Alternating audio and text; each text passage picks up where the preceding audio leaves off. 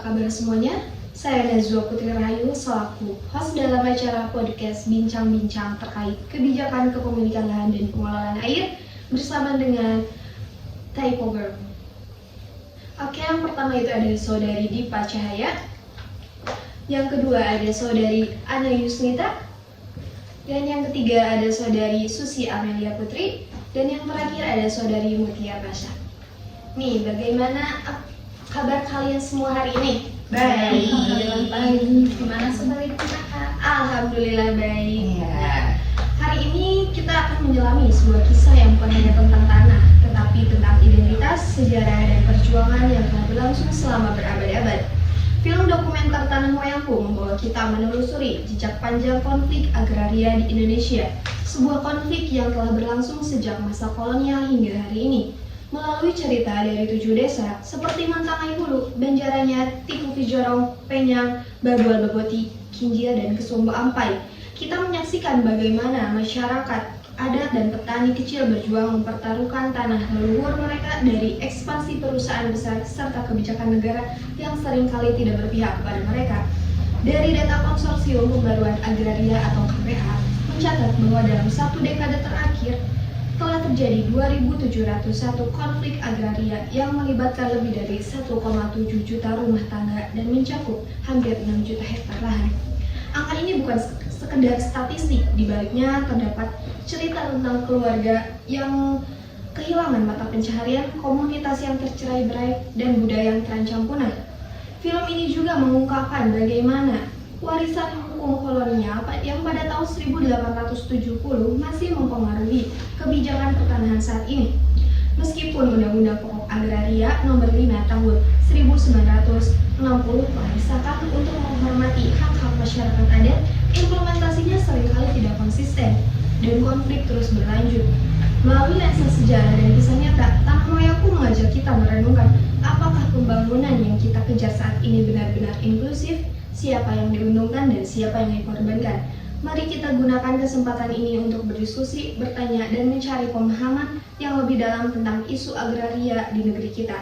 Karena memahami adalah langkah pertama menuju perubahan. Baik, nih rekan-rekan sekalian, langsung saja ya untuk topik hari ini. Kan film dokumenter ini mengguncang ruang diskusi publik karena mengangkat konflik agraria dari sisi yang sangat jarang disorot. Nah, saya pengen dengar nih pendapat kalian, gimana sih kesan pertama setelah nonton film dokumenter Tanah Moyangku ini? Oke, izin masuk barangkali ya Kak ya. Dari film dokumenter yang emang udah kita tonton sesuai yang kemarin di-share sama Kak Nazwa. Jadi film ini tuh benar-benar sangat menggugah sekali ya. Cocok banget ditonton bagi kaum mahasiswa khususnya. Jadi di film ini tuh lebih dari sekadar emosional semata ya. Film ini tuh menyodorkan kenyataan pahit bahwasannya masyarakat adat dan petani kecil tuh dipaksa banget buat bertarung. Terus juga bukan hanya dengan perusahaan raksasa seperti Sinarmas yang emang tertera di film tersebut, tetapi melawan sistem hukum dan negara yang emang harusnya melindungi mereka, tapi terkadang justru sebaliknya seperti itu menurut saya pribadi. Saya juga sangat setuju dengan pembicaraan yang Susi tadi jelaskan, bahwasanya masalah hukum itu sangat serius dan juga yang perlu kita ketahui dan tanah adat yang dianggap tidak sah itu karena tidak punya sertifikat, padahal mereka sudah tinggal dan mengelola lahan itu secara turun-temurun sebelum perusahaan itu datang. Nah, dan itu pun disebut dengan domain karang, bukan? Bisa dijelaskan nggak, saudari Pak? Betul sekali ya, karena coba untuk warisan hukum itu sudah turun-temurun dari kolonial Belanda, yaitu prinsipnya tanah tanpa bukti tertulis dianggap milik negara, dan juga UU PA 1960 memang mencabutnya, tapi kenyataannya digantikan oleh hak penguasaan negara dengan prinsip kolonial itu masih dijalankan, hanya saja berbeda nama.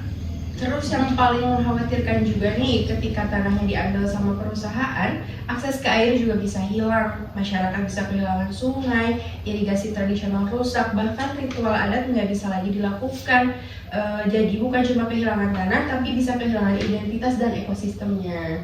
Nah, lain daripada itu, ternyata kaum perempuan juga menjadi dampaknya. Ternyata karena banyak perempuan yang kehilangan suaminya yang terkena diskriminalisasi, tapi mereka nggak tinggal diam juga sih. Mereka tetap menjadi garda terdepan untuk melindungi tanah mereka, anak-anak mereka, bahkan berdiri menghadapi alat berat. Nah, saya sempat terpaku nih waktu nonton kisah James Watt di film itu. Dia kan dipenjara karena panen sawit di tanah adatnya sendiri. Nah, gimana sih hukum malah mengkriminalisasi rakyat? Nih Kak, untuk hukum yang mengkriminalisasi rakyat itu tuh karena sistem hukumnya yang lebih mementingkan dokumen. Rata-rata masyarakat di sana itu tidak mempunyai dokumen, tapi mereka itu punya bukti penguasaan adat. Nah, tapi perusahaan itu tetap mengedepankan sertifikat. Jadi mereka itu dianggap ilegal, dan juga sementara perusahaan itu punya surat izin. Meskipun tanahnya konflik, jadi perusahaan itu tetap beroperasi. Mungkin rekan yang lain boleh menambahkan. Berarti jelas-jelas dong ada ketimpangan masif di sana.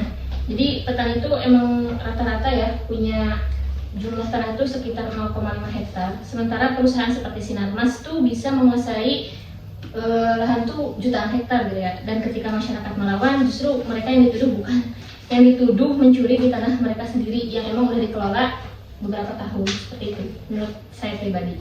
Nah, yang lebih menyedihkan tuh konflik ini tuh bukan sekedar konflik ekonomi saja, tapi konflik ini berdampak ke konflik sosial juga, yang mana sekolah-sekolah banyak ditutup, anak-anak kehilangan akses pendidikan, hingga keluarga pun tercerai-berai.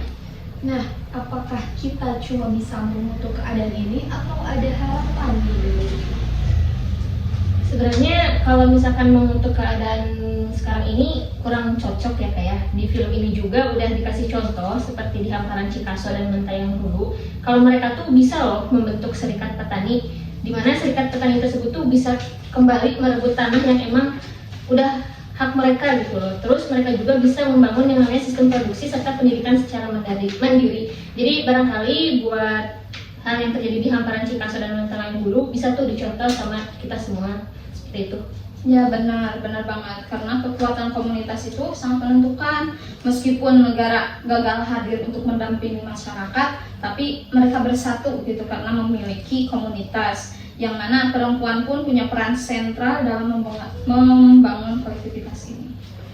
Betul, juga harus ditambahkan perubahan dari atas. Misalnya, harus ada pengakuan hukum di atas tanah adat itu, dan juga pelaksanaan pasal 33 Undang-Undang Dasar 1945 harus dikembalikan ke semangat awal, yaitu untuk kemakmuran rakyat, bukan untuk swasta saja. Nah, selain itu juga perihal air nih harus dikembalikan ke komunitas. Sistem irigasi, sumber mata air adat, bendungan rakyat, semuanya itu harus dilindungi. Air itu bukan komoditas tapi hak asasi loh. Nah, perihal soal tanah yang terlantar nih, kan ada peraturan pemerintah nomor 20 tahun 2021. Apakah aturan ini solusi atas ketimpangan agraria atau justru bisa jadi sumber konflik baru? Nah, mungkin rekan-rekan bisa memberi gambarannya. Oke, makasih ya Kak Najwa. Ini hostnya bagus banget ya udah ngasih pertanyaan terkait peraturan pemerintah nomor 20 tahun 2021. Jadi tentang isu ini tuh sebenarnya tanah itu bukan sekedar properti ya kayak, tapi sebenarnya sumber hidup bagi kita semua. Jadi kalau misalkan si regulasi seperti peraturan pemerintah nomor 20 tahun 2021 ini nggak dijalankan dengan hati-hati, dampaknya menurut saya pribadi cukup serius baik bagi masyarakat maupun negara seperti itu. Barangkali buat yang lain mau menambahkan? Izin menambahkan ya, meskipun tidak hanya di peraturan pemerintahan nomor 20 2021, masih banyak peraturan pemerintah yang perlu dikritisi, terutama dari sudut legalitas dan juga mekanisme penghapusan hak milik. Mungkin teman-teman yang lain mau menambahkan juga. Kalau saya sih tertarik gitu, pengen lihat bagaimana peraturan ini menyentuh dimensi keadilan sosial. Kita bicara soal redistribusi tanah, isu yang sensitif tapi penting banget. Betul ya, kalau dilihat dari sisi lingkungan juga, tanah terlantar itu juga bisa jadi sumber masalah ataupun solusi. Tergantung gimana sih cara kita ngolahnya. Nah, kita mulai dari dasarnya dulu aja nih. Kenapa sih peraturan pemerintah nomor 20 tahun 2021 ini dikeluarkan? Nih, kita bahas aja ya ke peraturan pemerintahan nomor 20 tahun 2021 ini kenapa sih dikeluarin gitu ya? Karena selama ini tanah yang dimanfaatkan itu tidak dimanfaatkan secara optimal, dan juga pemerintah itu hanya ingin memastikan tanah-tanah itu digunakan sesuai fungsinya. Namun kebalikannya gitu, terutama untuk kemakmuran rakyat. Terus karena kita itu negara yang memiliki sejarah tentang hukum agraria dari zaman kolonial juga sampai sekarang, UPA 1960 itu. Oke, barangkali ya, sebagai sumber pengetahuan juga bagi penonton, kalau misalkan di zaman Belanda tuh masyarakat pribumi itu hanya dapat hak guna terbatas. Kemudian muncul lagi setelah kemerdekaan ada yang namanya UPA. Mereka tuh mengharapkan UPA itu sebagai napas baru, tapi realisasinya, idealismenya belum maksimal. Jadi si tanah tersebut tuh masih dikuasai oleh segelintir elit barangkali. Bener banget itu, karena itu tuh menciptakan kesenjangan yang sangat jauh gitu. Karena pada dasarnya bukti nyatanya itu petani kecil nggak punya akses ke tanah mereka, sementara banyak loh tanah yang dibiarkan untuk terbengkalai begitu saja. Nah, munculnya masalah itu waktu implementasi ya. Apa sih tantangan paling krusial dari peraturan pemerintah ini? Nah, betul, sangat betul sekali. Masalah ini muncul pada waktu implementasinya. Mungkin tantangannya yang paling krusial dari peraturan pemerintah ini salah satunya adanya potensi penyalahgunaan wewenang. Misalnya, tanah milik masyarakat ini diklaim terlantar, padahal masyarakat ini sudah menggunakannya. Terus juga belum ada administrasi dan juga ketimpangan informasi. Banyak pemilik tanah yang tidak tahu mereka itu sedang diambang kehilangan hak. Seperti itu. Ditambah lagi emang ekonomi sebagian warga tuh nggak memungkinkan nggak sih buat mereka langsung mengelola lahannya secara intensif. Jadi apakah itu bisa dibilang lalai? Tentunya ini perlu dilihat sih dari segi sosial. Iya, betul. Sebenarnya kalau proses pengambil alihan lahan ini tidak transparan, ini malah menimbulkan masalah baru loh. Karena harus ada jaminan hak pemilik untuk diperingatkan dan diberi kesempatan memperbaiki penggunaan tanahnya. Tetapi apabila hak seseorang dihapus karena dianggap menelantarkan tanahnya, apa yang bisa mereka lakukan? Dimulai dari saya aja ya, mungkin ada dua jalur ya Kak. Dari mediasi ataupun negosiasi atau litigasi di pengadilan tata usaha negara. Nah, jadi pemilik itu bisa menggugat dengan dasar yaitu perbuatan melawan hukum oleh pemerintah, tapi tentu mereka juga harus membuktikan bahwa itu tuh tanah milik mereka. Tapi sebelumnya mohon maaf ya Kak Dipa ya, izin menyanggah ya. Masalahnya tidak semua masyarakat tuh punya kapasitas hukum. Jadi mediasi itu emang harus jadi ruang yang adil dan aksesibel, bukan hanya formalitas belaka menurut saya pribadi. Barangkali dari Saudara Muti ada tambahan? Kalau menurut saya, ya jangan dilupain juga bahwa dalam banyak kasus ini perempuan adalah pihak yang justru sangat tidak diakui gitu dalam proses legalnya. Nah, padahal mereka lah yang bertahan dan mengelola tanah di banyak komunitas. Kalau bicara soal tanah yang terlantar ya, ini sering kali dilihat sebagai dari sudut ekonomi saja. Padahal secara ekologi itu bisa menyebabkan degradasi lahan. Tapi kalau dikelola dengan baik, tanah itu bisa jadi buffer zona hijau, ruang resapan air, bahkan hutan sosial. Nah, tapi kalau bicara dari sisi pertahanannya sendiri bagaimana nih? Dari sisi pertahanan, mungkin tanah ini jika tidak dikelola dengan baik akan menjadi celah untuk kegiatan ilegal, termasuk di wilayah perbatasan. Mungkin kita pernah mengetahui gitu ya, bahwasanya ada kegiatan ilegal yang terjadi di perbatasan. Nah, salah satunya ini tuh menjadi aspek keamanan juga dan juga harus dilindungi oleh peraturan pemerintahan ini. Nah, tapi semua itu balik lagi ke siapa sih yang mengolahnya dan gimana pengolahannya. Kalau tanah malah dikasih ke korporasi sementara masyarakat adat disingkirkan, ini bukan jadi solusi, malah masalah baru, Bu. Nah, kalau begitu, apa yang perlu dilakukan agar peraturan pemerintah ini nomor 20 tahun 2021 ini benar-benar jadi alat keadilan, bukan hanya sebagai penindasan? Kalau hal yang harus dilakukan menurut saya pribadi ya, barangkali bisa membantu, perlu adanya pengawasan yang ketat sih ya Kak Zoya. Jadi jangan sampai tanah yang emang diambil alih atas nama rakyat tuh malah dikasih ke elit politik atau misalkan pemodal itu sendiri, seperti itu. Izin menambahkan juga ya, kayaknya masyarakat dan pemerintahan sipil daerah gitu, masyarakat sipil biasa perlu dilibatkan dalam prosesnya, bukan cuma jadi objek kebijakannya aja gitu. Betul, dan juga kita harus butuh sistem transparan gitu kan. Jadi data kepemilikan tanah, proses peringatan sampai pengalihan hak itu harusnya tuh ada badan yang mengawasnya gitu.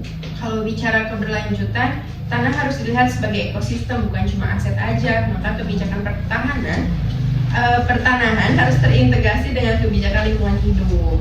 Nah, sekarang saya penasaran nih, perihal dari sisi politik hukum mengenai masalah tanah di Indonesia yang begitu rumit, dan apa sih peran politik hukum dalam menyelesaikannya?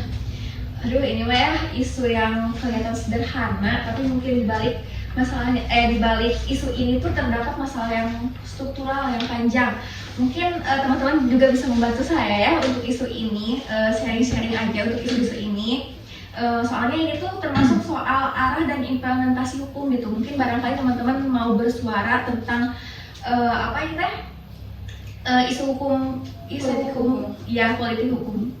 Nah, sebenarnya setuju juga sih dengan Kak Diva ya, kalau misalkan kita tuh nggak bisa lepas dari fakta bahwasanya emang tanah tuh punya dimensi sosial dan budaya. Jadi bukan hanya semata-mata angka yang tertera di sertifikat aja. Jadi perlu banget nih yang namanya diskusi mengenai pandangan kita dari segi politik terkait sengketa tanah ini sendiri. Ya, dan begitu pula di dalam konflik tanah ini tuh yang paling rentan kena itu perempuan, karena mereka yang sering menjadi korban pertamanya gitu. Nah, lagi-lagi jangan lupain juga ya dampaknya terhadap ekosistem kita. Sengketa lahan itu seringkali melibatkan eksploitasi lingkungan juga.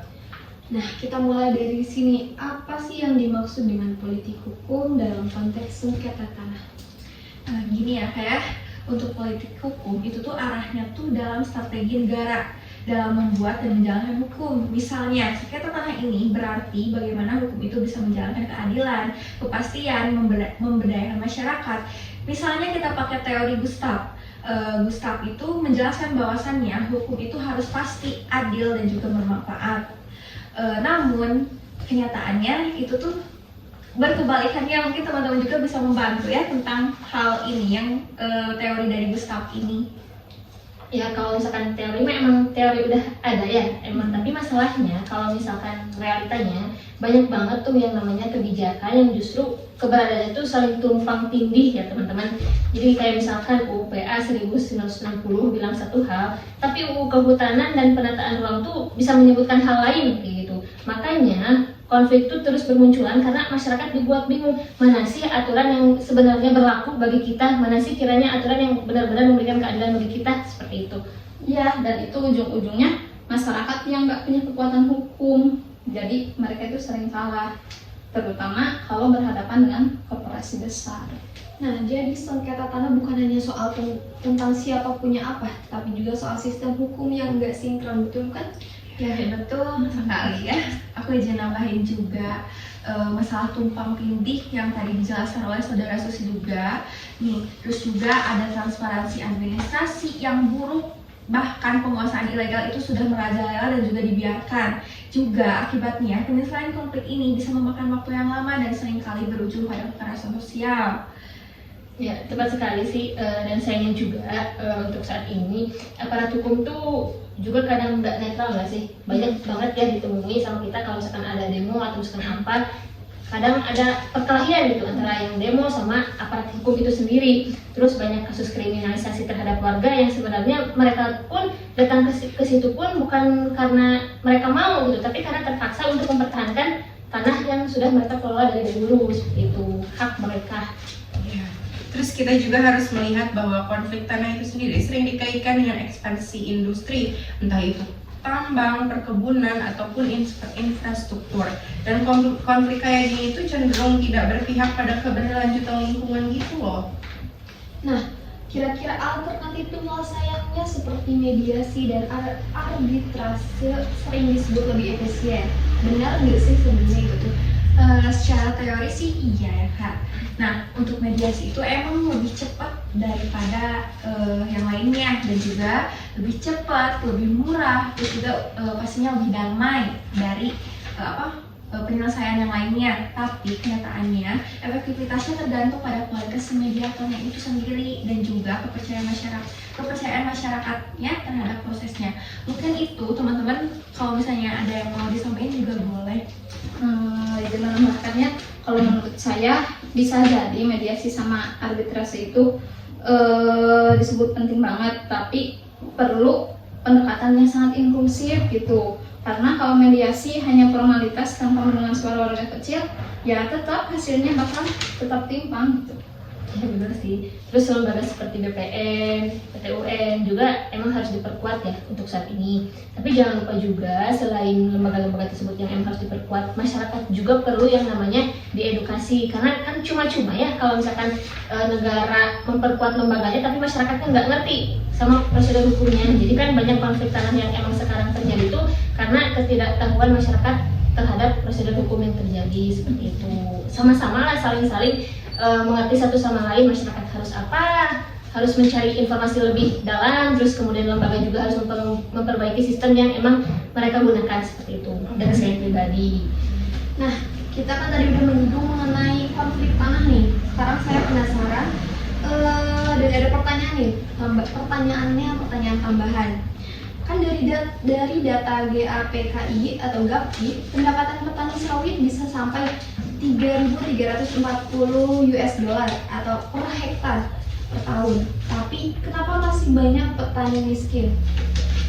Nah, terkait GAPI ya kayak pendapatan petani sawit bisa mencapai nominal segitu tuh kan, tapi masih tetap miskin tuh karena sebenarnya realita di lapangan sendiri itu nggak seindah angka atau statistik yang dijabarkan dalam bentuk tulisan di atas kertas gitu ya.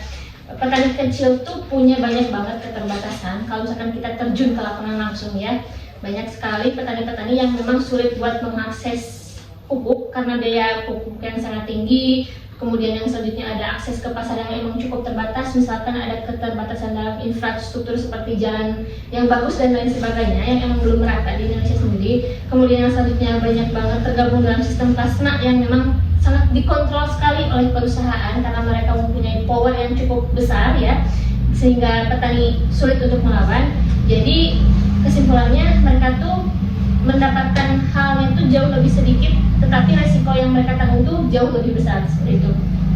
Kalau menurut saya tuh memang iya di beberapa tempat tuh memang udah ada perbaikan gitu, kayak perbaikan indikator kesejahteraan, kayak akses pendidikan, bahkan layanan kesehatan. Tapi itu semua tuh belum menjawab akar masalahnya, yang mana distribusi manfaatnya itu belum merata. Betul, semua yang dikatakan saudara-saudara saya juga sangat betul, tapi ada yang perlu digarisbawahi, bahwasanya petani kecil ini tidak punya kendali atas harga jual produk mereka sendiri gitu kan. Jadi harga itu biasanya ditentukan oleh pasar global ataupun mereka itu cuma ikut arus gitu, jadi ikut-ikutan saja untuk harganya. Nah, kalau menurut saudari Ani sendiri, apa sih dampak ekologis dari industri sawit yang masih masif ini? Nah, menurut saya ya, pada tahun 2024 aja kita kehilangan lebih dari 261.000 hektar hutan. Itu artinya hilangnya keanekaragaman hayati, degradasi tanah, dan gangguan pada sumber air bersih. Sawit juga menghasilkan limbah yang mencemari lingkungan dan berdampak langsung ke kesehatan warganya.